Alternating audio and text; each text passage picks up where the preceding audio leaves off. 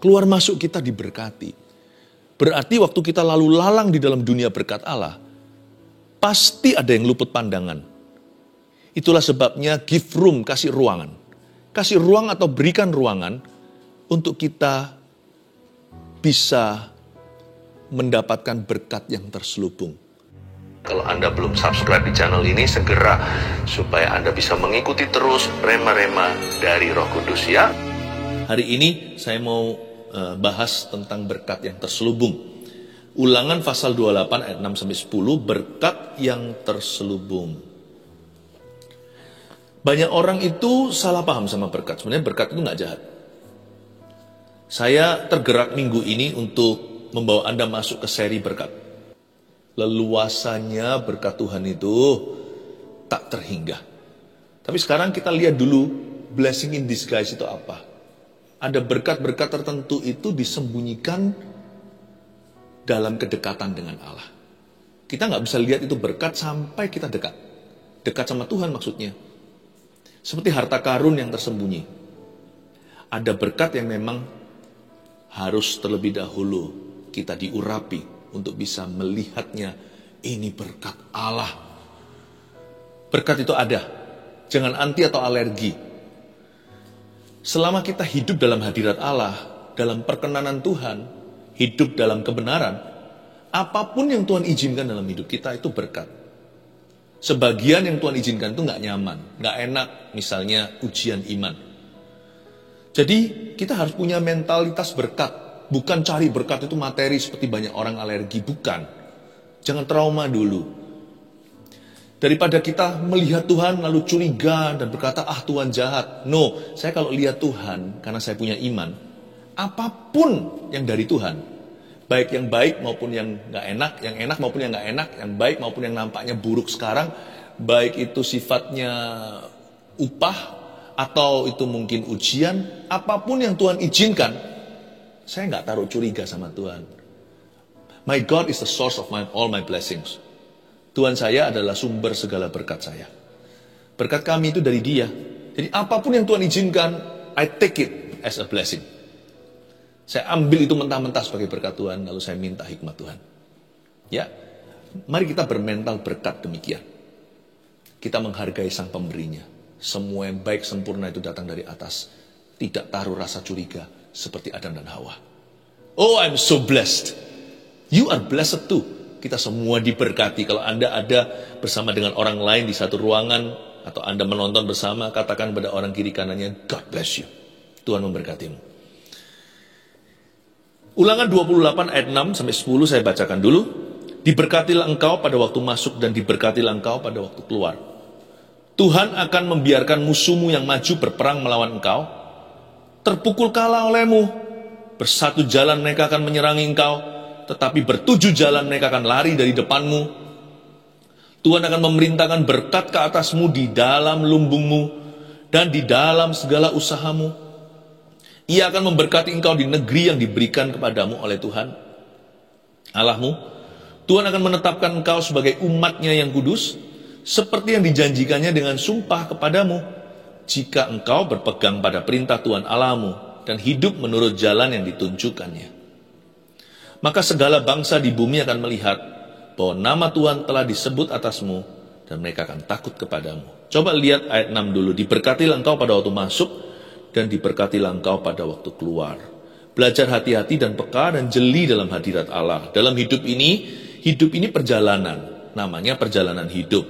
Jangan sampai kita itu cepat-cepat menilai sesuatu apa yang tampak mata di depan. Karena waktu kita masuk, kita tidak lihat berkat yang keluar. Bukan keluar itu hilang maksudnya. Ya, keluar masuk lalu lalangnya berkat itu seringkali kita luput. Waktu kita masuk, pandangan kita ke dalam ruangan. Padahal Tuhan juga memberkati keluar jalan keluarnya. Dalam Tuhan itu, berkat itu selalu berdatangan. Ya, selalu lewat entrance, selalu lewat exit. Diberkatilah engkau pada waktu masuk, diberkatilah engkau pada waktu keluar. Tidak hanya satu dimensi. Blessing is not flat. Ada berkat untuk masuknya, ada berkat untuk keluar. Misalnya, orang yang benar dalam Tuhan, orang benar maksudnya. Misalkan kalau dia pindah kota, ada berkat yang dia tinggalkan. Tapi ada berkat yang akan dia songsong di kota baru. Pekerjaan baru, misalnya kalau lulus wisuda. Tuhan tidak pernah memberi kita berkat itu cuma satu arah. Keluar masuk kita diberkati. Berarti waktu kita lalu lalang di dalam dunia berkat Allah, pasti ada yang luput pandangan. Itulah sebabnya give room, kasih ruangan. Kasih ruang atau berikan ruangan untuk kita bisa mendapatkan berkat yang terselubung. Not everything is obvious today, not every blessing. Tidak semua berkat itu sekarang jelas sekali. Kasih ruang, kasih tempat agar Allah bekerja di dalam misteri. Dalam apa yang terselubung sekarang itu jangan cepat kecewa sama Tuhan. Blessing in disguise, apa yang tidak nampak mata, jangan cepat-cepat hakimi Bapa Sorgawi. Ada banyak berkat yang masih dikunci, tersembunyi. Tapi kalau kita setia sama Tuhan, kalau kita percaya, suatu saat akan diwahyukan sama Tuhan. Ternyata selama ini yang kita kira, ini pencobaan lah, kita kira ini tulah lah. Ternyata ada berkat di belakangnya. Di balik setiap pintu yang tertutup, tanpa saya sadari, kalau saya beriman, untung saya tidak meninggalkan Tuhan. Pintu itu tertutup satu, waktu saya noleh ke kanan atau ke kiri, ada 10 pintu lain terbuka. Kalau pintu itu tidak tertutup, saya tidak akan mencari pintu berikutnya yang terbuka. Ternyata pintu berikutnya yang terbuka itu lebih hebat, lebih dahsyat daripada pintu awal yang saya targetkan. Paham maksud saya? Jangan pernah menilai berkatmu hari ini. Berimanlah pada Tuhan, bahwa Tuhan itu sumber segala berkat kita. Jangan lekas kecewa. Jangan mudah putus asa, patah semangat buat apa? Diberkatilah engkau pada waktu masuk dan diberkatilah engkau pada waktu keluar. Tuhan akan membiarkan musuhmu yang maju berperang melawan engkau terpukul kalah olehmu. Tunggu dulu. Waktu baca Alkitab nggak boleh kita hanya baca. Coba kita kadang-kadang berhenti di kata tertentu untuk renungkan apa yang barusan kita bacakan. Tuhan akan membiarkan musuhmu yang maju berperang melawan engkau terpukul kalah olehmu. Enak kan? Tunggu, coba dipenggal. Slow down dulu. Tuhan akan membiarkan musuhmu. Wah, gak enak ini. Pernahkah Anda merasa, kenapa Tuhan izinkan? Seolah-olah Tuhan biarkan musuh saya maju, berperang melawan saya. Ini yang namanya berkat terselubung. Jangan cepat-cepat lempar handuk putih di ronde 1. Ronde baru pertama, tong, ronde 2. Kita lihat kenapa musuhku di atas angin. Kenapa musuhku beria-ria atas aku. Seolah-olah Tuhan membiarkan, karena ayatnya juga Tuhan akan membiarkan musuhmu yang maju berperang melawan engkau. Sebelum mereka terpukul kalah oleh kita pada akhirnya, atau sebelum pada akhirnya kita menang, seperti awal mulanya seolah-olah Tuhan membiarkan musuh kita maju berperang dulu lawan kita. Gak takut apa? Kalau mereka itu bersatu jalan serang kita, meskipun nanti pada akhirnya mereka bertujuh jalan lari tunggang langgang. Tapi sebelum ronde berikutnya waktu kita menang, ronde pertama itu yang berdebar, itu yang deg-degan. Bersatu jalan loh mereka menyerang kita. Kalau bangsa Israel perang raja-raja dulu, itu raja-raja biasanya berkoalisi. Moab, Ammon, Filistin, orang-orang Kanaan, Yebus, orang-orang semua nama-nama raja-raja kota Kanaan tersebut. Mereka berkumpul jadi satu. Wah, ngeri itu. Coba bayangkan jumlah mereka itu seperti pasir tepi pantai. Bangsa Israel itu hanyalah suatu umat yang jumlahnya kecil. Tapi kalau Tuhan izinkan berarti ada kemenangan besar. Asal jangan karena dosa kita. Asal jangan karena pemberontakan kita. Bagaimana dunia bisa tahu Allah Israel itu besar sekali? Ya memang harus diizinkan sekali-kali namanya peperangan besar melawan mereka. Harus diizinkan Goliat yang jauh lebih besar untuk menekan mereka. Bagaimana orang tahu kalau pada Daud ada Tuhan? Kalau Daud berantem dengan orang-orang sama size-nya. Tapi waktu Daud harus menghadapi Goliat yang 3 meter tingginya, orang tahu itu bukan karena si bocah sakti, tapi karena ada Allah Israel di baliknya. We want to know, kita mau tahu Yehovah Jireh, Allah yang menyediakan. Bagaimana kita tahu ngalami Allah yang menyediakan kalau kita tidak terlebih dahulu diizinkan mengalami sebuah atau suatu kekurangan. Atau pas-pasan, atau was-was. Hati ini was-wasan. Persis jatuh temponya, aduh dari mana tiba-tiba bisa on time segala sesuatu indah pada waktunya. Tepat pada waktunya itu kan gak boleh terlalu dini, gak boleh terlalu telat. Tidak boleh early, tidak boleh too late. Harus tepat waktunya. Jadi itu bisa kadang-kadang Tuhan izinkan kita itu tidak dapat jaminan sampai pada waktunya. Lalu ketika Tuhan turun tangan menolong kita, kita berlutut dan menengadah dengan tangan kita angkat ke sorga berkata, how great thou art. Ajaib Tuhan, Engkau Yehovah Jirehku, Allah yang menyediakan, my provider. Kita seringkali berkata, aku mau mengenal Tuhan, aku mau mengenal bahwa Engkau adalah Allah yang menyediakan. Tapi ketika diizinkan kekurangan, kita marah sama Tuhan.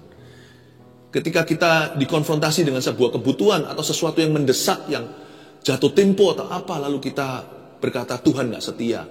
Jangan cepat-cepat kita itu menuduh. Baru di ronde 1. Ronde 2-nya nanti itu loh, kita melihat bahwa musuh terpukul kalah oleh kita.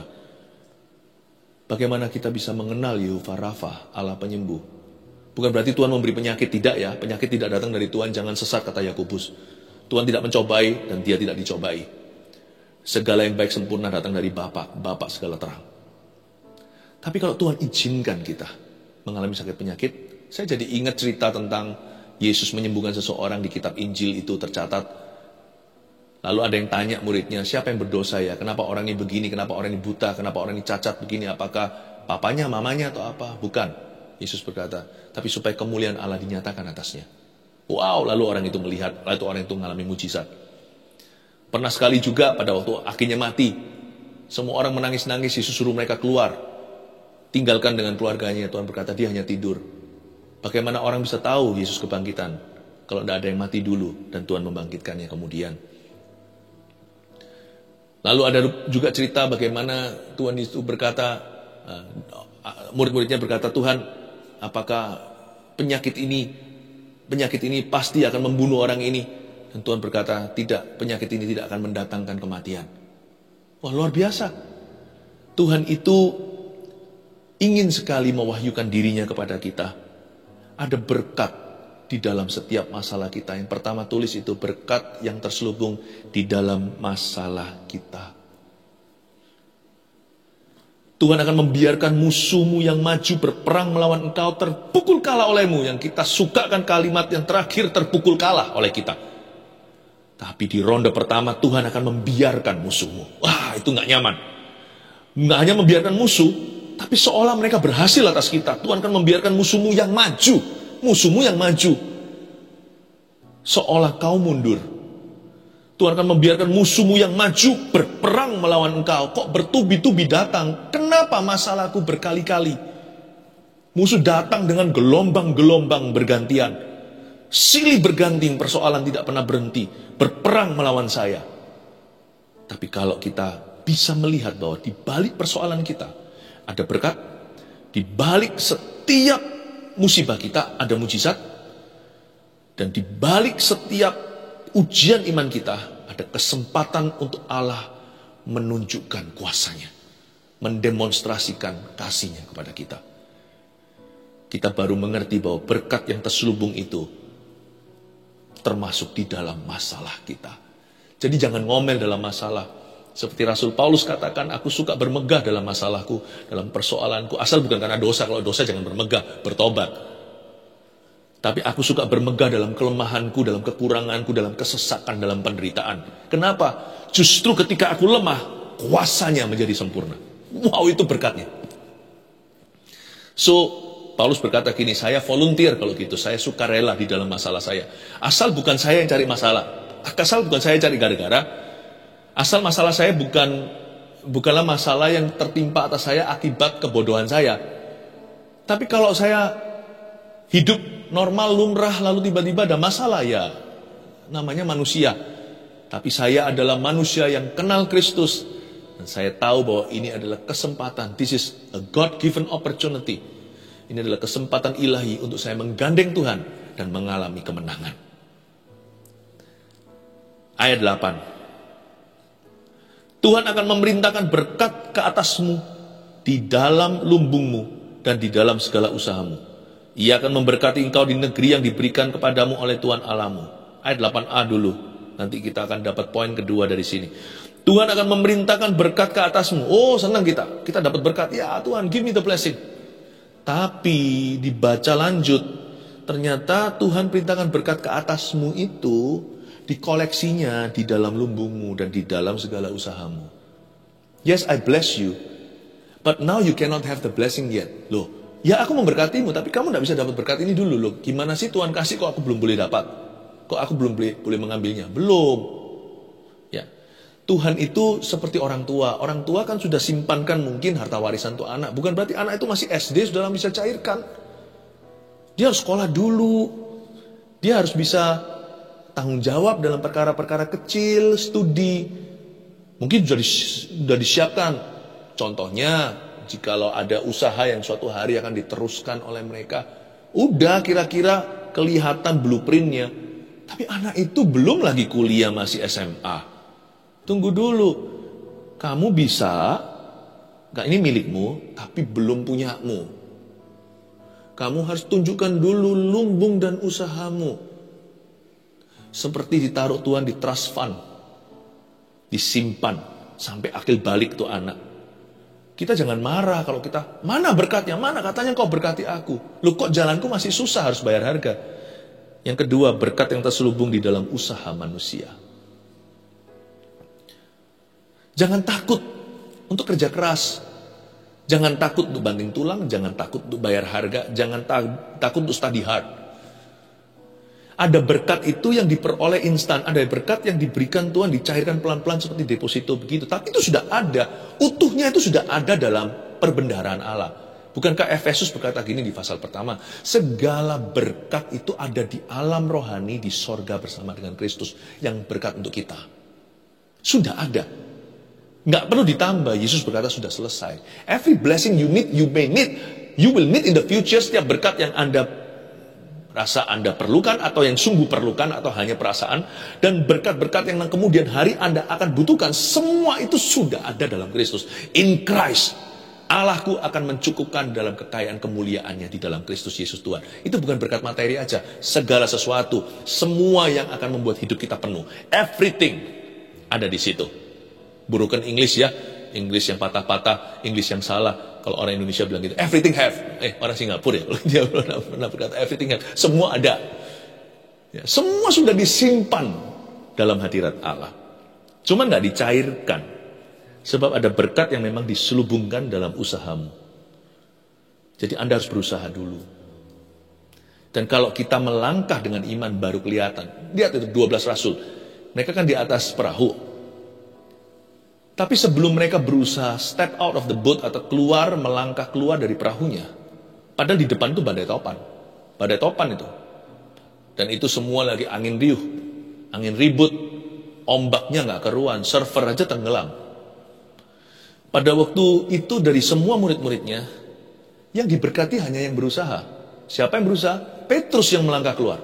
Dia yang jalan di atas air. Percuma Tuhan berkata sama yang 11 yang lainnya, kamu akan jalan di atas air. Mereka berkata, amin Tuhan, amin, amin. Iman tanpa perbuatan, ya sami mawon, sama aja. Sama dengan mati iman itu. Kalau semua berkata amin, amin, tapi tidak berbuat sesuatu, ya nggak terjadi apa-apa. Hanya satu yang berkata amin, lalu dia mulai berusaha. Waktu dia mulai berusaha langkah pertama, jalan di atas air. Langkah kedua dia jalan. Tuhan itu menyertai usahanya. Menyertai langkahnya. Lalu buktinya pada waktu dia mulai goyah, alias mulai bimbang dan ragu, tenggelam kan? Tapi dalam tenggelam pun ada rescue. Jesus was to the rescue. Yesus menolong dia, mengangkat dia sekalipun dengan teguran kasih. Di mana imanmu? Kenapa kecil sekali imanmu? Kenapa kamu ragu? Tapi mendingan kita belajar dari kesalahan daripada nggak belajar apa-apa, hanya beriman pada perkataan tapi tidak pernah ada lanjutan perbuatan. Saya mendingan jadi Petrus yang ditegur daripada 11 yang tidak berbuat apa-apa. Saya mending jadi Petrus yang belajar dari kesalahan, tenggelam tapi nggak pernah diizinkan Tuhan tergeletak karena dia menopang tangan saya, daripada 11 orang itu yang gigit jari dengan teori. I think it's time ya. Kita nggak bisa berkata, Tuhan selamatkan keluargaku, lalu kita nggak berbuat apa-apa. Meskipun nanti kalau kita berbuat sesuatu, kita injili, ajak ke gereja, kita doakan segalanya. Kalau terjadi apa-apa, kalau terjadi sesuatu orang-orang diselamatkan, it's not because of your effort. Bukan karena usahamu. Karena usaha kita nggak bisa mencelikan mata rohani orang. Pasti itu. Saya sudah coba berkali-kali, kalau bukan Roh Kudus nggak mampu. Sampai ada terobosan, jikalau ada mata rohani yang dicelikan. Ya kan? Selaput itu jatuh dari mata mereka secara rohani maksudnya. Lalu mereka bisa melihat Kristus dan terang Injil itu, mereka diselamatkan. Mereka bisa berubah sifatnya, padahal sifat dasar. Itu semua bukan karena kegigihan Anda ajak ke gereja, atau Anda taburkan firman, atau doa-doamu. Bukan, itu semua karena anugerah by grace alone. Kasih karunia Allah. Tapi ternyata kasih karunia Allah itu nggak ompongan. Kasih karunia Tuhan itu ada yang diberikan instan, orang itu nggak layak menerimanya. Tapi ada jenis-jenis kasih karunia yang memang Tuhan simpan untuk orang yang berusaha. Paham maksud saya? Ada berkat yang diberikan cuma-cuma. Ada berkat yang diberikan dengan syarat. Tapi berkat yang diberikan dengan syarat ini tidak kalah hebatnya dengan cuma-cuma. Karena di sini Tuhan bermitra dengan kita. Ini partnership. Kalau berkat yang diberikan cuma-cuma itu sonship. Itu anak dikasih gitu aja. Bayi belum bisa apa-apa, udah dikasih kamar yang bagus. Kasih semua yang terbaik yang papa mama sanggup belikan. Padahal dia belum bisa berjasa. Tapi saya nggak mau jadi bayi terus terhadap orang tua saya. Saya mau suatu hari jadi mitra mereka. Bisa saling percaya. Tak rasa berkatnya akan berbeda. Bayi akan dapat yang terbaik, tapi level bayi. Tapi kalau kita suatu hari partner kerja dengan orang tua kita, dan orang tua kita bangga dan kita tanggung jawab, saya yakin kepercayaan akan diberikan pada anak yang besar, bukan yang bayi. Kepercayaan bukan hanya kepercayaan, kunci perusahaan. Kalau sama bayi mana mungkin kasih kunci perusahaan. Dia pasti kasih fasilitas untuk memomongnya. Tapi kepada yang bertanggung jawab, yang berusaha, yang menunjukkan jeripaya, yang sungguh-sungguh, yang menunjukkan bahwa dirinya bisa jadi orang kepercayaan. Orang seperti Tuhan kasih kunci. Jadi mari kita pahami dulu bahwa berkat yang terselubung dalam usaha kita. Saya kok merasa ada di antara Anda yang keluarga saat itu yang sebentar lagi akan pergi jauh, berlayar kayak atau kemana, pokoknya jauh kerjanya dari keluarga. Dan memang bukan pilihan, kalau Anda bisa milih mungkin tidak pilih pekerjaan ini, tapi memang pekerjaan ini yang memilihmu. Dan Anda tidak punya banyak pilihan, Anda perlu menyambung kehidupan. Izinkan saya mengatakan ini bukan dari idealnya, saya berdoa supaya Anda suatu saat menemukan pekerjaan yang Anda nggak usah pisah-pisah dengan keluarga. Tapi saya merasa sekarang ini appropriate, di timing sekarang ini, waktu ini saya rasa ini rema. Go with God's blessing. Pergi dengan berkat Kristus. Jangan berzina, jangan jadi orang yang salah. Janganlah berdiri di jalan orang berdosa, jangan ikuti sedap-sedapan mereka. But go, kalau itu mencari nafkah. Tuhan akan menyertaimu, harimu akan terasa lebih singkat, baik dirimu yang meninggalkan keluarga atau keluarga yang harus ditinggalkan, karena Anda berlayar atau kemana.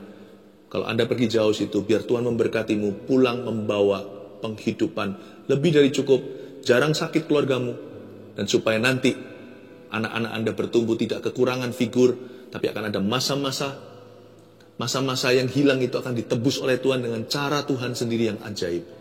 Saya percaya berkat nafkah yang Anda bawa pulang ke rumah itu nanti akan menjadi berkat seluruh keluargamu. Oh haleluya. Go, pergi. Saya rasa seperti Roh Kudus mengatakan ini. Di tengah-tengah khotbah saya ada profesi, ada nubuatan. Go, pergi. Dalam nama Yesus, cepat kembali, sehat-sehat pulangnya. Haleluya. Ada juga yang mau operasi. Anda ragu, Pastor Philip kalau bisa doakan Tuhan supaya beritahu operasi atau enggak.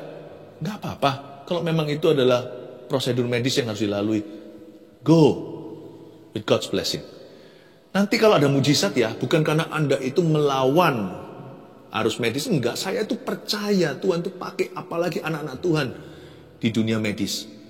Dokter-dokter, perawat-perawat, banyaknya tuh anak Tuhan. Mereka juga diberkati profesi mereka. Jadi kalau Anda memang harus telusuri lewat jalur prosedur yang alamiah, lakukan itu dengan iman. Nanti ya, imanmu itu bisa berubah demikian rupa. Iman yang sama ke Tuhan. Tiba-tiba di meja nanti, meja dokter terakhir sebelum cek sebelum operasi berapa minggu depan, dokter berkata, loh, mana ini? Dicari barangnya nggak ada, dicari penyakitnya nggak ada. Dia berkata, nggak perlu operasi, Tuhan luputkan dari meja operasi. Bukan karena Anda beriman pada mujizat, tapi Anda beriman pada Tuhan sang pemberi berkat. Operasi atau nggak operasi, sembuh dalam nama Yesus. Saya berdoa untuk Anda hari ini. Tapi juga sebagian akan diluputkan Tuhan dari meja operasi sebagai kesaksian hidup bagi dirimu, keluarga, dan juga bagi tenaga dokter yang sedang menangani Anda. Oh haleluya. Sebab berkat Tuhan juga terselubung ada di dalam usaha kita. Usaha manusia. Gak semua mujizat itu instan, tapi berkat itu diberikan sama Tuhan. 3. Kita baca dulu sekarang ayatnya ya. Ayat 8, Tuhan akan memerintahkan berkat ke atasmu di dalam lumbungmu dan di dalam segala usahamu. Ia akan memberkati engkau di negeri yang diberikan kepadamu oleh Tuhan Allahmu. Lihat lagi, ia akan memberkati engkau. Nah sekarang kita semua tahu, tapi tunggu dulu. Ia akan memberkati engkau di negeri yang diberikan kepadamu oleh Tuhan. Tahu nggak? Sungai Kerit, Tuhan itu tidak mengutus Gagak ke Elia. Iya sih. Tapi nggak sepenuhnya betul. Tuhan itu utus Gagak ke Sungai Kerit. Elia harus pergi ke sana untuk mengkoleksi berkatnya. Memang untuk Elia peruntukannya. Tapi Tuhan kirim ke sungai tertentu. Nah kalau Elia pergi ke Bengawan Solo, nggak akan ketemu. Kalau yang di Jawa Timur di Sungai Brantas, nggak akan ada roti di situ dari Gagak-Gagak Tuhan. Tuhan nggak bisa diatur begitu. Tuhan berkata, aku akan memberkati engkau, iya, di negeri. Tuhan yang pilih, di negeri yang diberikan kepadamu oleh Tuhan. Jangan jadi orang lain, sebab tidak ada berkatmu di sana. Di negeri yang diberikan kepadamu oleh Tuhan, kenali panggilanmu. Karena itu orang yang suka iri, suka mengingini ya dosa 10 perintah Allah yang ke-10, mengingini coveting segalanya, itu gak akan pernah diberkati sama Tuhan. Dia hanya iri hati aja. Yang ketiga, tulis berkat yang terselubung dalam kehendak Allah. Anda dan saya harus tanya, rajin-rajin tanya, ini kehendak Tuhan gak? Ini kehendak Tuhan gak? Ya. Apa yang sejahtera itu kehendak Tuhan? Apa yang tanggung jawab itu kehendak Allah? Di Sungai Kerit, Elia harus mengambil rotinya. Jadi bukan di sungai terserah dia, apa maunya. Ia memberkati engkau hanya di negeri yang diberikan kepadamu oleh Tuhan. Kenapa Ishak diberkati? Karena Abraham berjalan dalam kehendak Allah. Ishak diminta aja dikasihkan. Hanya terakhirnya ditahan sama malaikat. Jangan sampai pisaumu kena ke tubuhnya. Makanya Ishak diberkati. Bukan karena Tuhan itu pilih kasih pada orang Yahudi tertentu. Bukan, karena mereka nurut kehendak Allah. Allah tidak pernah berjanji memberkati kehendakmu.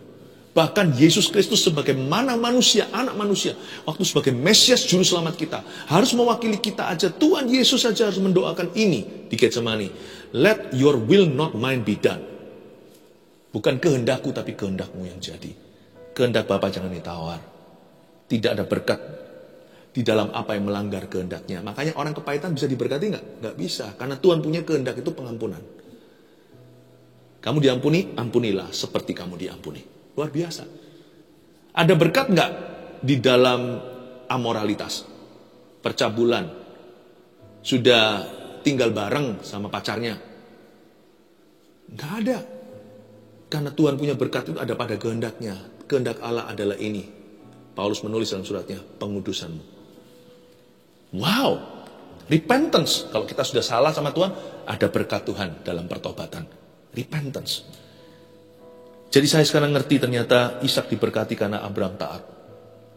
Karena Abraham ikut kehendak Tuhan, bukan kehendaknya dia. Kalau kehendaknya dia nggak mungkin dikorbankan.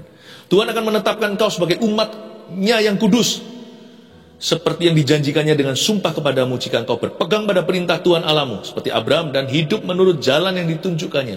Maka segala bangsa di bumi akan melihat bahwa nama Tuhan telah disebut atasmu. Dan mereka juga akan takut kepadamu.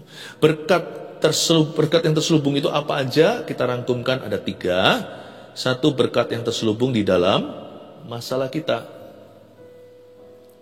So don't resent problems. Don't be sick of problems. Jangan kita tuh muak dengan problema. Gak apa-apa sih kalau ujungnya itu adalah berkat Allah. Ya, gak usah cari. Tapi jangan marah. Jangan kita itu gelisah. 2, berkat yang terselubung di dalam usaha manusia. Ayo kerja keras, ayo belajar yang baik, ayo usahakan yang terbaik, be excellent in everything. 3, berkat yang terselubung dalam kehendak Allah. Jangan jalan semau gua. Jalan itu harus tanya Tuhan, biar kehendakmu bukan kehendakku yang jadi. Segala sesuatu baik itu jodoh, kerja, pelayanan, everything. Terima kasih Tuhan, terpujilah namamu. 1 Petrus 4 ayat 7. Kesudahan segala sesuatu sudah dekat. Karena itu, kuasailah dirimu dan jadilah tenang, supaya kamu dapat berdoa. Saudara yang terkasih, terima kasih telah mendengarkan firman Tuhan hari ini. Jangan lupa untuk dukung terus channel ini dengan cara subscribe, like, share, dan juga komen, agar saudara kita yang lain juga boleh terberkati. Tuhan Yesus memberkati kita.